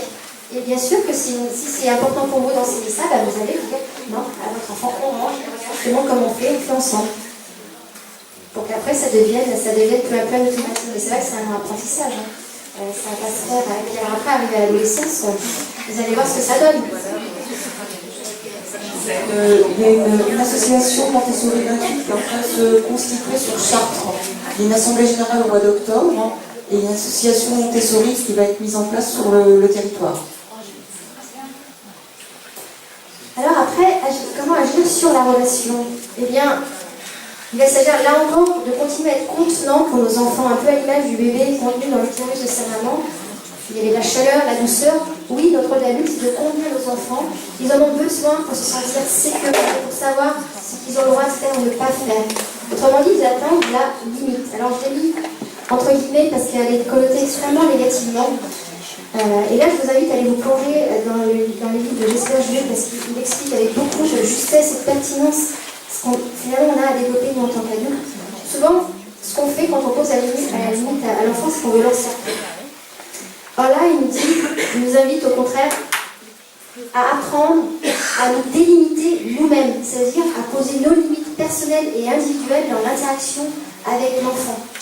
Au lieu de vouloir poser des limites à mon enfant, je vais exprimer mes limites qui sont en lien avec mes besoins, le repos, que mon enfant soit en sécurité par exemple, et ce avec authenticité, avec sincérité et surtout conscience de soi, pour que l'enfant puisse entendre ce qui est important pour vous comme limite. C'est ça qui va le sécuriser. Et bien sûr, c'est tout à fait possible de poser, d'exprimer nos limites d'adultes aux enfants sans les blesser, sans porter atteinte à leur intégrité physique ou psychologique, sans leur faire mal, sans que ce soit douloureux. Et là, il va s'agir de lâcher une croyance qui est quand même super tenace derrière l'idée, notamment de punition, c'est que pour que l'enfant comprenne, il faut lui faire mal. Ben non, absolument pas. Absolument pas. Quand on va porter atteinte aux limites de l'enfant, porter atteinte à son intégrité en voulant poser des limites, qu'est-ce qu'on apprend à l'enfant? Certainement pas le respect de la personne. On lui apprend à redouter le pouvoir. Parce que poser des limites pour l'autre, au lieu de se délimiter soi-même, ça c'est un instrument de pouvoir. Donc l'idée, ça va être d'apprendre à nous exprimer personnellement, à dire quels sont nos besoins, pourquoi là, c'est pas possible de traverser la route sans donner la main à maman, par exemple. Alors j'ai un super exemple, je vous le raconterai tout à l'heure, sinon ça va être trop long. Vous me ferez penser, ma dernière est sarrésienne sur justement la sécurité, comment faire entendre la sécurité à l'enfant par rapport à ça. Excusez-moi, la punition, elle n'est pas forcément négative. Si un enfant casse quelque chose et qu'on lui demande de réparer. Alors c'est pas une punition, c'est une conséquence logique et naturelle. Derrière l'idée de punition, c'est je vais, par exemple, priver l'enfant de son objet favori pour qu'il ait mal et quelque part il entend que bah oui, tu vois, quand tu fais ça, et ça serait désagréable pour toi. Dans la tête de l'enfant, c'est quand même une punition dans sa tête à lui. Quand on lui demande de réparer, pour lui, c'est une punition. C'est ce que vous dites en tous les cas. C'est ce que mes enfants, voilà. Comme quoi, par exemple? Eh bien, un verre cassé, tout simplement. Enfin, ma fille qui a 8 ans, tu ramasses. Non, je ne le ferai pas. Voilà. Si tu répares, c'est toi qui as cassé le verre, tu vas mettre. Et pour elle, c'est une punition. Alors là, j'entends des résistances. Qu'est-ce qui t'empêche de ramasser? Parce que moi, quand je passe mon verre, je le ramasse. Et oui, je te demande de ramasser. C'est-à-dire, vous n'allez pas lâcher votre... Oui, tu as cassé ta... Tu as fait un dégât, c'est à toi de réparer, et peut-être comprendre qu'est-ce qui l'empêche de réparer immédiatement. Peut-être lui laisser le temps de réparer peut-être un petit peu plus tard. Il y a peut-être à négocier sur comment réparer. Mais certes, vous n'allez pas négocier sur réparer, pour vous c'est une valeur importante à lui transmettre, donc ne négociez pas là-dessus, c'est sur la façon de le faire. Peut-être qu'elles sont peut-être honteuses d'avoir fait de maladresse devant tout le monde. On ne sait pas ce qui se passe. Effectivement, elle est prise par une émotion qui l'empêche d'accéder. Par contre, vous laissez des liens. Et bah, ok, quand tu seras prête à ramasser, tu ramasseras. Mais il n'est pas question que ce soit moi qui le fasse. Et en tous les cas, j'attends que tu le fasses à un moment donné. Ou pareil, vous pouvez lui demander à quel moment tu seras prête à le faire. Elle peut lui dire, quand c'est pas bon, j'en ai... Donc l'idée, c'est de garder ce qui est important pour vous, mais c'est accepter que la façon d'y aller, il y a plein de façons possibles. Et moi, il y a eu des fois comme ça, où j'aurais voulu l'enfant répare, on ramasse tout de suite, elle n'a pas fait, je dis bon, bah, très bien, tu le feras quand tu seras prêt, mais ce qui est sûr, c'est que c'est toi qui le feras, c'est pas moi. Est-ce que j'attends le ça peut être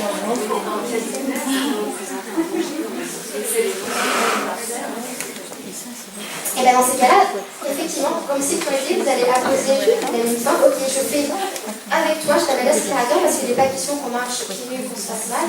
Donc on va le faire ensemble. Oui, tu as le droit de ne pas être d'accord. C'est-à-dire vous allez accompagner son émotion qui rien, il va subir des contraintes, il ne va pas apprécier l'enfant. Mais lui aussi dit, mais pourquoi on fait ça? Parce que j'ai pas envie que tu te fasses mal, j'ai pas envie que tu saignes, j'ai pas envie que quelqu'un soit blessé. Donc oui, là, quand il est sécurisé, il a un choix. Et on l'accompagne, on l'autorise encore à passer dans ces là, parce que c'est pas agréable pour lui. Alors derrière cette idée de limite, et donc de mettre des bords contenants à nos enfants sans lui faire mal, ça va être d'apprendre effectivement l'art de dire non. Mais comme le dit très bien l'histoire Jules, quand on dit non à l'autre, en fait on se dit oui à soi-même. On ne dit pas non contre l'autre, mais c'est oui pour soi. Pour soi, l'adulte, d'abord j'ai besoin que tu sois en sécurité quand tu vas dans la cuisine, c'est pour ça que tu ramasses tout de suite les verres cassés. C'est pas possible de les laisser comme ça, que quelqu'un se blesse. Et alors avec des plus petits, j'ai envie de vous inviter à utiliser davantage le stop. D'abord parce que généralement ce qu'on veut faire, c'est que l'enfant stoppe son action dangereuse. Vous pouvez sur la route, stop, ça c'est pas possible. Et surtout parce que souvent quand on emploie le nom, on peut le connoter un peu jugement. Ce qui va peut-être après allumer l'estime de soi de l'enfant. Alors je ne suis pas en train de dire que la médiation, bien au contraire, avec des noms imposés. Mais plus l'enfant est petit, plus c'est des actions qu'on veut stopper, le stop sera un petit peu moins heurtant pour l'enfant. Alors qui dit cadre à poser, dit cadre à respecter soi-même, à incarner, c'est-à-dire à montrer l'exemple, à montrer comment on incarne ses valeurs, à être un guide pour nos enfants dans leurs interactions avec les autres. C'est-à-dire qu'on va leur enseigner comment se comporter lorsqu'ils veulent, par exemple, faire un truc de toboggan et qu'ils vont pousser le petit copain devant, ou quand ils veulent un jouet dans le bac à sable qui leur fait envie qu'ils l'arrachent à cet autre enfant, au lieu de l'arracher en retour et de le rendre à la victime en disant non, on ne l'arrache pas. Ce qui est quand même un message paradoxal et contradictoire. Ça veut dire quoi? Qu'est-ce que va comprendre l'enfant? Que quand je suis plus fort, je vais d'arracher, mais quand je suis petit, je peux pas le faire. Donc je vous invite à la place de culpabiliser et de juger, c'est de montrer à l'enfant comment interagir. Alors déjà, en reformulant ce qui se passe pour lui. Là, je pense que c'est trop pressé de faire un tour de toboggan, c'est dur d'attendre. Ou oui, ce jeu-là, il te fait drôlement envie, t'aimes pas pouvoir le jouer. Par contre, je ne suis pas d'accord pour que tu pousses ou que tu arraches des mains. Je ne veux pas que tu fasses mal aux autres, je ne veux pas que tu te fasses mal. Alors viens, on va demander à celui-ci s'il serait d'accord pour te laisser passer devant parce que tu es trop impatient. Ou viens, on va demander à cet autre s'il serait d'accord pour te prêter son jouet quand il aura fini de jouer avec. Donc l'idée, c'est vraiment de montrer comment faire, de guider l'enfant. Et alors, être exemplaire, là j'insiste encore au devant, ça ne veut pas du tout dire être parfait. Vraiment, il faut qu'on l'enlève de notre tête, même si on a du mal à s'en défaire. Être exemplaire, ça veut simplement dire quand moi aussi je me trompe, en parent, si parfois je parle mal sur mon enfant, je ne pousse plus, et bien je vais réparer. Je vais montrer comment je peux faire pour réparer la blessure que j'ai pu donner. Ça va donner du coup l'exemple à l'enfant quand lui-même il portera préjudice. Il aura son exemple à son tour. Et donc vous voyez que ça nous demande d'utiliser une autre façon de communiquer avec les enfants. Comme je disais, j'aurai l'occasion de détailler plus en détail cet aspect de la communication. Au début, je le mettais dans cette conférence, mais finalement, ça avait un peu trop gros morceau, donc je l'ai enlevé. Et donc, j'aurai l'occasion le 29 mars prochain à nos gens d'en parler un peu plus. Donc, développer et améliorer notre communication avec les enfants, ça va être d'apprendre à utiliser un langage plus personnel, plus authentique. Parce que oui, aujourd'hui, il existe plein de techniques, plein d'outils. Alors, il se trouve, moi, en tous les cas, ceux qui m'ont inspiré, ils viennent tous d'outre-Atlantique, ils sont tous dans le même courant de pensée, de la psychologie positive et humaniste. Ils sont un peu de choses près, dans le fond, les mêmes outils. Ça va être la communication non violente créée par Marshall Rosenberg, psychologue américain. Ça va être, par exemple, les habiletés parentales d'Adèle Faber et d'Anne Maslich, qui elle-même s'appuie sur les travaux d'un autre psychologue américain, M.J. Locke. Tous les auteurs dont je vous parle, vous les trouverez pareil sur la taille des ressources bibliographiques. Et puis, moi, un qui m'a inspiré encore plus, c'est Thomas Gordon et les outils de la communication efficace. Oui, il est absolument possible d'amener l'autre à changer son comportement pénible sans contrôler ou lui faire prendre en considération nos besoins.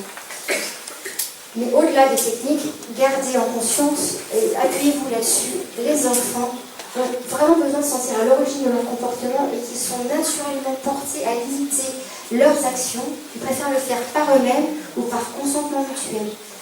Appuyez-vous là-dessus pour dénouer des petites situations qui pourraient se transformer en conflit avec vos enfants. Je pense à un exemple que m'avait cité il y a quelques années en arrière, mon mari, sur la petite dernière au moment du bain. À la fin de journée, pour les parents, c'est le moment plus difficile parce qu'on est fatigué, on est stressé, on a en plus un temps très court pour faire un maximum d'actions, les devoirs, les toilettes, les repas, essayer de se détendre un peu, puis surtout se coucher pas trop tard parce que demain il y a l'école.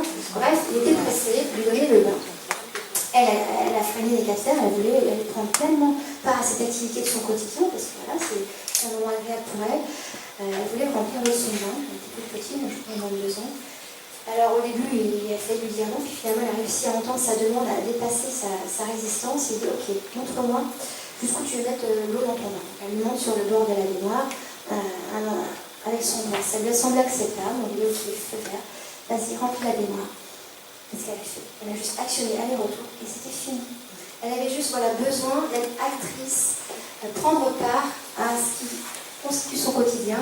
Et du coup, ce moment-là, cette situation-là ne s'est pas transformée en conflit.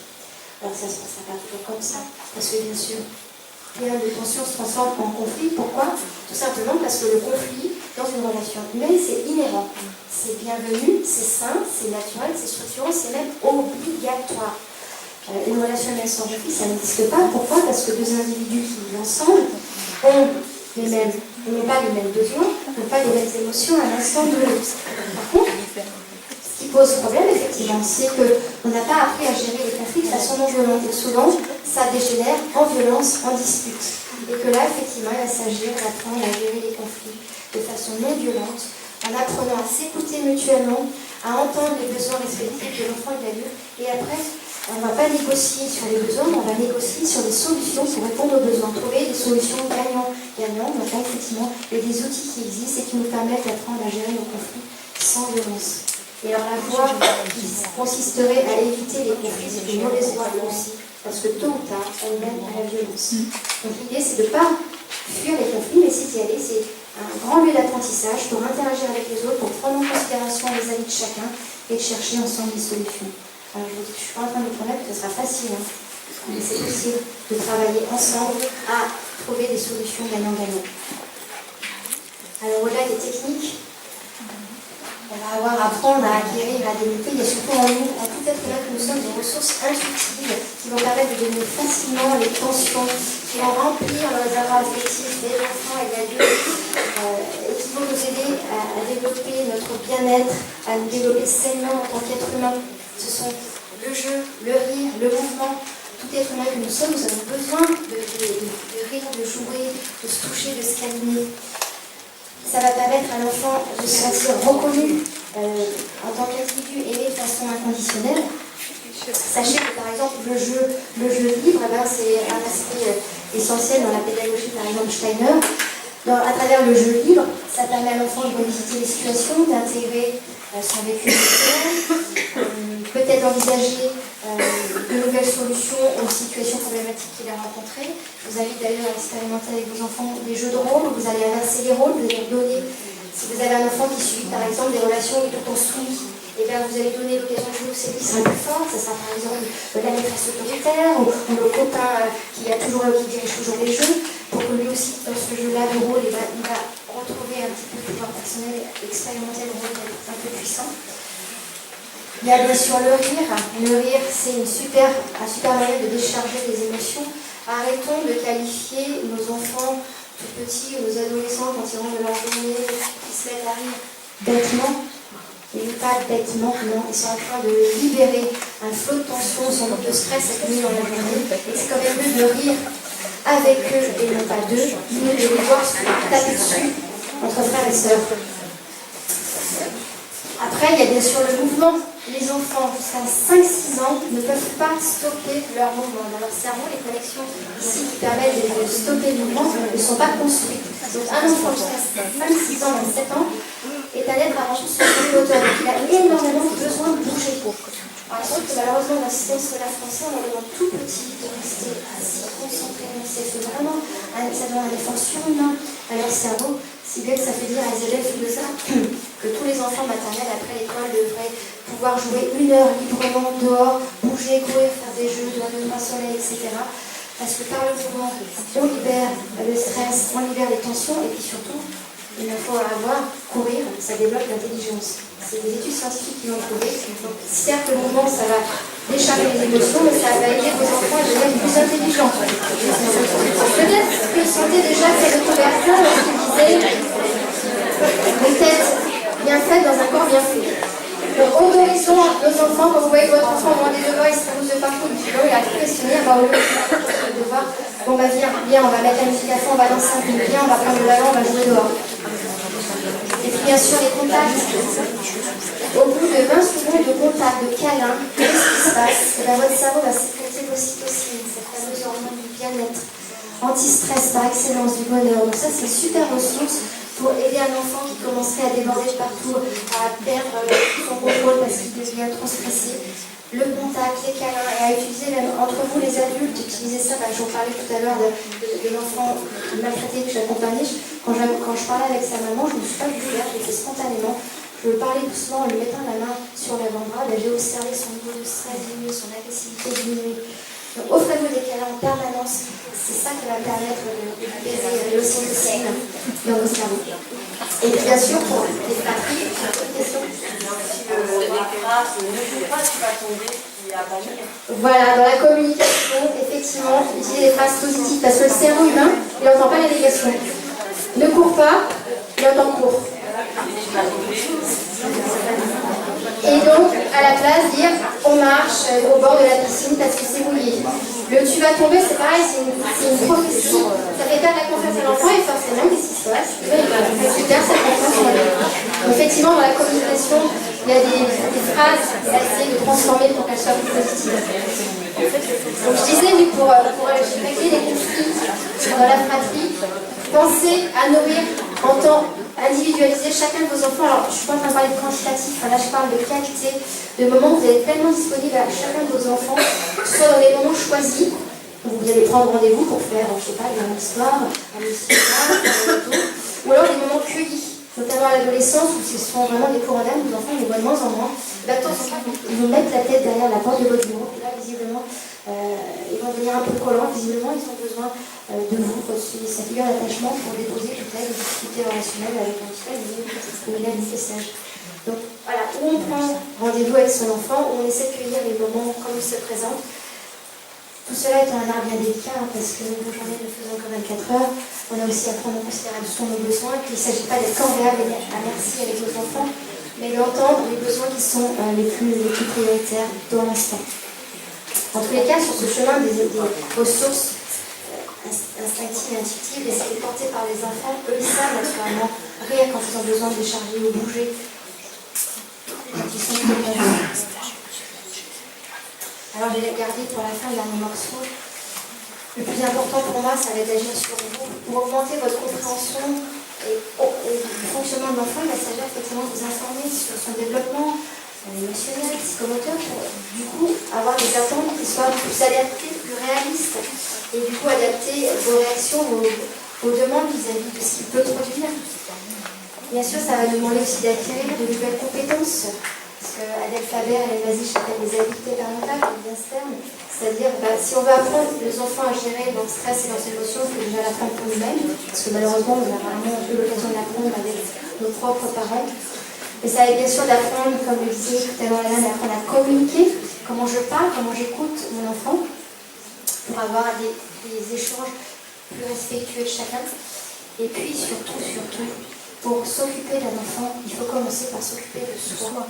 Soit en tant qu'adulte, alors là, on a un gros bagage judéo-chrétien à lâcher, notamment pour nous les femmes, qui doivent se sacrifier pour leurs enfants, s'occuper de soi en premier, c'est égoïste.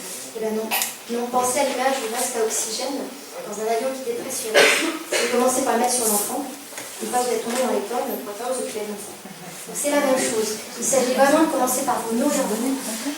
Tout simplement, déjà parce que s'occuper d'un enfant, c'est la tâche la plus exigeante, prenante, psychiquement, physiquement, quand ça demande de l'attention, du temps, de la disponibilité, de l'énergie. Surtout que si en plus je vous donne cette information, que m'avait donnée quelques temps, et quelques années de ça en avant, une maman, une amie, qui est bien plus avancée que moi sur ce chemin, m'a dit, pour répondre aux besoins d'un enfant, dans le respect de son intégrité physique et psychologique, sans porter d'actes de violence éducative ordinaire, 24 heures sur 24, il faudrait 2 adultes en permanence enrôlés auprès de lui. Dans une famille moyenne, il y a 2 enfants, il faudrait qu'il y ait 4 adultes. Chez nous, on est 4, il y a 4 enfants, il faudrait qu'on soit 8. Dans les structures d'accueil collectif, il y a 20, 25, 30 enfants, vous doublez. Bref, avec nos modes de vie individualistes, aux familles éclatées, où on a tendance à parquer des places d'âge d'enfants, de jeunes êtres en construction avec très peu d'adultes, on est face à une tâche qui se révèle impossible. On ne peut pas être dans la bienveillance 24 heures sur 24. Et comme le dit en plus un proverbe africain, pour qu'un enfant grandisse, il faut tout un village. Autrement dit, il faut du soutien d'autres adultes. Encore plus quand on veut transmettre des façons d'interagir avec les enfants qu'on n'a pas reçues. On a besoin d'être encouragé dans nos efforts de faire autrement. Donc la bienveillance, elle commence avant tout par vous. Être bienveillant envers soi-même, on fait bien ce que l'on peut, avec ce qu'on a reçu et les conditions dans lesquelles on vit. Un état de bienveillance 24 sur 24, ça n'existe pas. C'est pas possible. Et donc, s'enchaîne cette évidence pour moi que quand on est accompagnant d'enfants, on a besoin d'être accompagné dans notre rôle d'éducateur, de parents, tout simplement parce que, au-delà du fait qu'on n'est pas parent, on le devient, comme je le disais, au-delà du fait que le quotidien exigeant et répétitif peut nous pousser au découragement, à l'exaspération, au-delà du fait qu'on peut se sentir très démunis devant leurs réactions émotionnelles disproportionnées et leurs comportements perturbants, et on a besoin de repères pour les accompagner dans l'aspect de ce qu'ils sont. L'amour ne suffit pas à faire évoluer les différents membres de la famille sainement. On a besoin d'être entouré, d'être encouragé et surtout pas jugé. Je le disais déjà le dernier, une société qui tient ses enfants doit veiller à ses parents, c'est à rajouter et compléter Catherine Lilia sur toutes les personnes en relation avec les enfants. Donc pour moi, l'éducation positive, c'est aussi et avant tout prendre soin des adultes qui prennent soin des enfants. Et c'est pile à cet endroit-là, effectivement, que moi, en tant qu'accompagnante parentale éducative, je me situe, je veux accompagner et prendre soin de ceux qui sont ensuite en charge des enfants. Alors si je résume rapidement le propos de ce soir, qu'est-ce qu'on va mettre au cœur de cette approche empathique de la personne, parce qu'il s'agit d'être empathique et envers l'enfant et envers l'adulte, eh bien au cœur on met la relation, la qualité de l'interaction qu'on souhaite tisser avec les enfants, ce qui va nous demander de nous connecter avec les besoins sous-jacents pour y répondre de façon plus efficace, ce qui va nous demander de nous ouvrir la porte au dialogue authentique, et de permettre l'expression des émotions cachées. C'est ça qui va aider l'enfant à se libérer de son comportement perturbant, tout en gardant le lien intact. Parce qu'un enfant qui se sent accueilli, pour s'appuyer intérieurement, accepté, n'a aucune raison de produire des comportements violents ou inappropriés. Un enfant qu'on écoute et qu'on respectera, écoutera et respectera à son tour. Et que oui, en tant qu'adulte, on va garder le pouvoir d'influence sur les enfants, sans les contrôler. Comment? En montrant simplement le chemin et en incarnant qui on est. C'est ça qui va être porteur de développement et de croissance positive pour l'enfant.